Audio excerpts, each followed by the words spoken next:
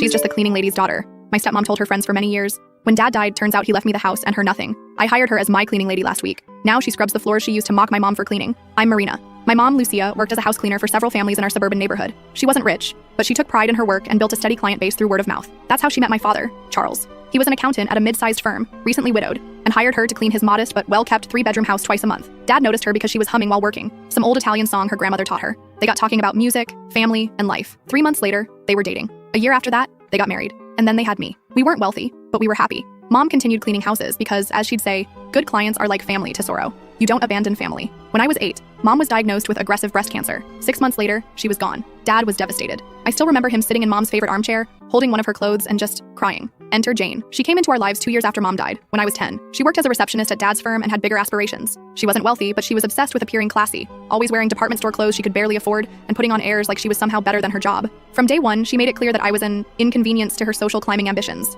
It started small. She'd accidentally exclude me from family photos, move my mom's pictures to less visible spots in the house. But her real specialty was the subtle dig, the casual cruelty wrapped in a smile. She'd host these monthly ladies' lunches for her friends from the country club she insisted we join, despite it straining Dad's budget. I'd come home from school and she'd introduce me. This is Marina, the cleaning lady's daughter. But Charles and I decided to raise her as our own. We're very charitable that way. One time when I was 14, I overheard her telling her friends how challenging it was to civilize me. You can imagine the habits she picked up before, but we're making progress. Though sometimes I still catch her cleaning her own room. Can you imagine? Like she's the help. The ladies all tittered, and something in me just broke a little. Dad wasn't completely blind to it. He'd pull me aside after these incidents and say, "Sweetheart, Jane's trying. She just needs time to adjust." Meanwhile, she kept pushing Dad to spend more, upgrade our lifestyle, take out home equity loans for improvements we didn't need. I moved out at 18 for college, worked multiple jobs to support myself, and built a decent life. Last year, Dad was diagnosed with stage 4 pancreatic cancer. During his final months, Jane barely left his side. Not out of love, I realized later, but because she was terrified about her future. I took leave from work to help care for him, and that's when things shifted. One evening, when Jane was away at her monthly spa day, charged to Dad's credit card, of course,